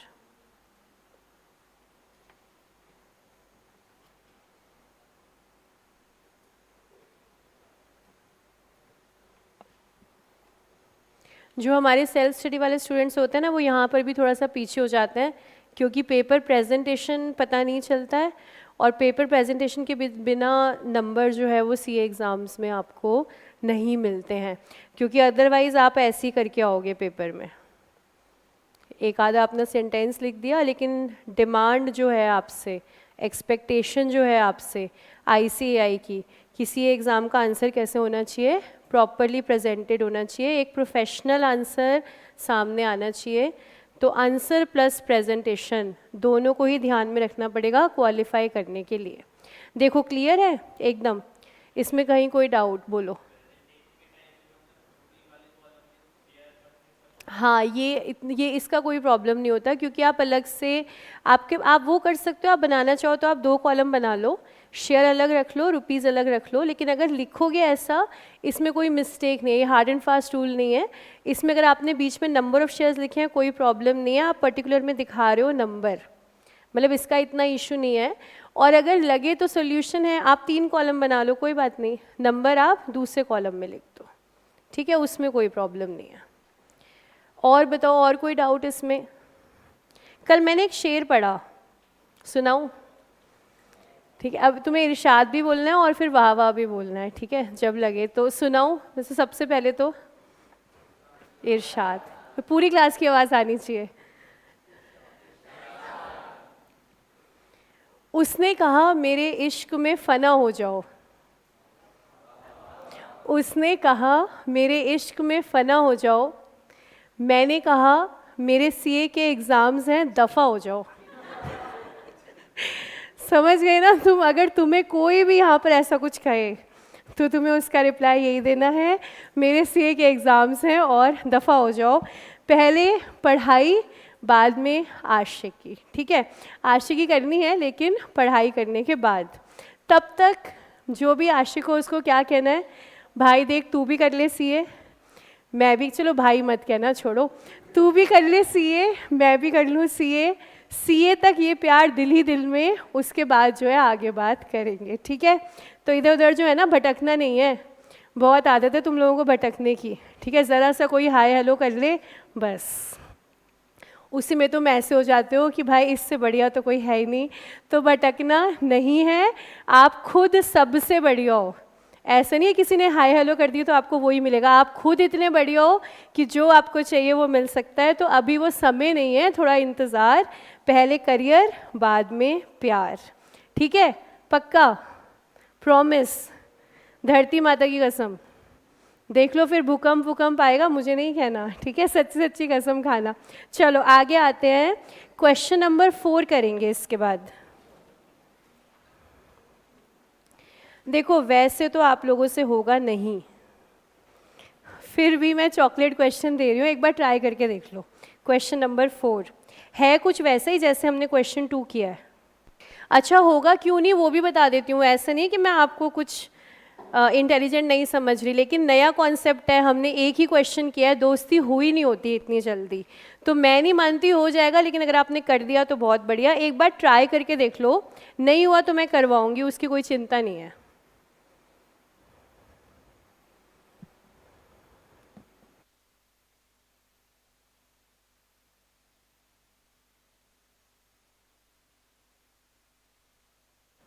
हज़ार डिबेंचर 100 रुपये और रिडेम्पशन वही 105 पर हो रही है। कन्वर्जन 20% है, 10 का शेयर 20 पर जा रहा है। Debentures holder holding 20,000 opted to get their debentures converted into equity shares. यहाँ पर ना ₹20,000 आया ना, नंबर ऑफ डिबेंचर्स चेक करेंगे पहले, रुपीज़ लिखा हुआ है ना यहाँ पे, और एक की फेस वैल्यू 100 रुपये आ रही है, तो ये नंबर ऑफ डिबेंचर्स 200 बने।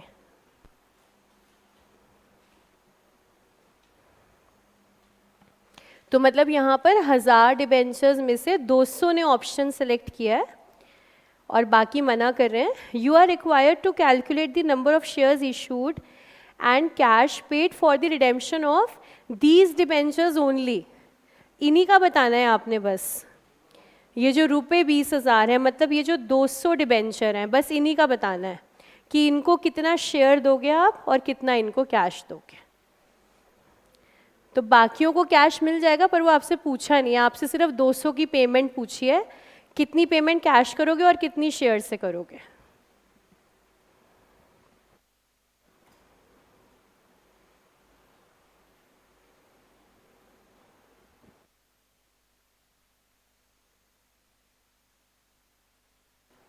किसी का आंसर आए तो बताना, शेयर्स कितने और कैश कितना। शेयर्स बोलो कितने, 210, और कैश 16,800। देखिए एक आंसर तो आ गया है, और बताइए आंसर। ये सेम आ रहा है, 210 शेयर्स और 16,800 का कैश। देखो चेक करो सेम आ रहा है कि कुछ अलग। तो कैलकुलेशन तो सिर्फ 200 डिबेंचर से ही करें, इस बार उसी का क्वेश्चन ने पूछा है। तो 200 डिबेंचर्स की टोटल पेमेंट 105,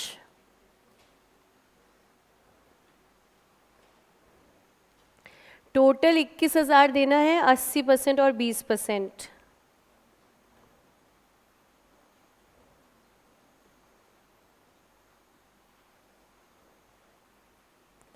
तो जो कैश निकालोगे वो है 21,000 का 80%,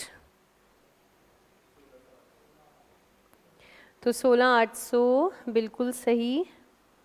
और जो 20% शेयर में निकालोगे तो 21,000 का 20%, ये टोटल अमाउंट आपने देना है थ्रू शेयर्स, और एक शेयर आप इशू कर रहे हो 20 रुपये पर, 210 शेयर। बिल्कुल ठीक, बिल्कुल सही निकाला है, वेरी गुड। कौन सी चॉकलेट लोगे? तुमने आंसर दिया ना, आपने दिया ना आंसर? हाँ, क्या नाम है आपका? सुहानी। तुमने आंसर दिया है और निकाला इसने है, ऐसा? दोनों ने निकाला है मिलके। कौन सी चॉकलेट लोगे बताओ? दोनों की चॉकलेट लो, नरेश जी दे देना। तो सुहानी और वंश, सुहानी और वंश ने सबसे पहले आंसर निकाल लिया था, बिल्कुल सही। 210 शेयर्स और 16,800 का कैश। मुझे उम्मीद है पूरी क्लास ने निकाल लिया, सबको समझ में आ गया। 210 शेयर, 16,800 कैश। पेपर प्रेजेंटेशन लिखवा दूं? पेपर में प्रेजेंट कैसे करना है वो स्टेटमेंट लिख लेते हैं एक बार। स्टार्ट करेंगे वही, टोटल डिबेंचर्स,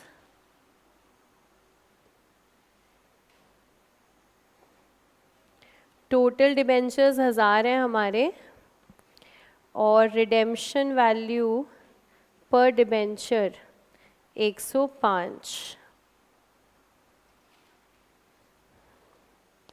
तो टोटल तो हम लिखेंगे 1000, लेकिन आगे डिटेल हम अब सिर्फ 200 की देंगे। तो debenture holders exercising the option,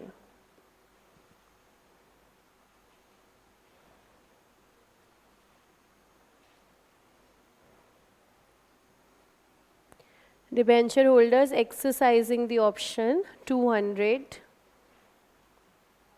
यहाँ पर ब्रैकेट में 20,000 डिवाइडेड बाय 100, क्योंकि ये नंबर क्वेश्चन में गिवन नहीं है इसलिए 20,000 divided by 100।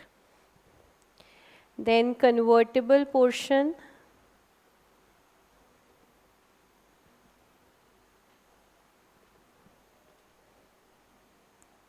%20,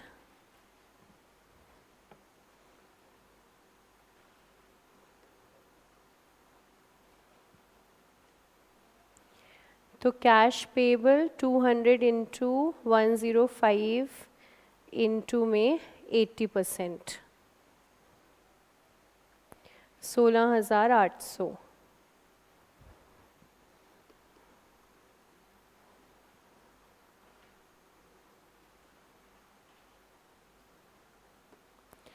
number of shares issued 200 into 105, total का 20% डिवाइडेड बाय 20। एक हमारा इशू प्राइस और आएगा इससे पहले,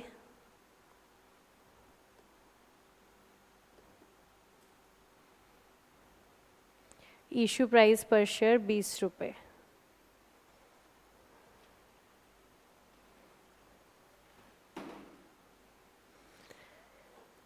देखो क्लियर? तो चलो आज इतना ही करते हैं। होमवर्क मैं आपको ना रिडेम्पशन से दे रही हूँ, प्रेफरेंस शेयर्स के।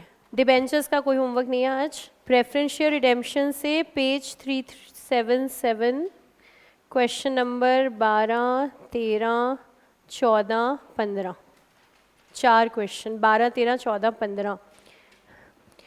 इसका 5th खुद से नहीं करना, मैं क्लास में कराऊंगी, अगली क्लास में, रिडेम्पशन ऑफ प्रेफरेंस शेयर्स का। प्रेफरेंस शेयर्स का, हाँ, प्रेफरेंस का 5वां नहीं करना ट्राई, प्रेफरेंस का अभी इतना ही करना, 12, 13, 14, 15। ठीक है, मिलते हैं अगली क्लास में। डिबेंचर रिवाइज कर लेना और ये 4 क्वेश्चंस कर लेना। Thank you so much and keep smiling.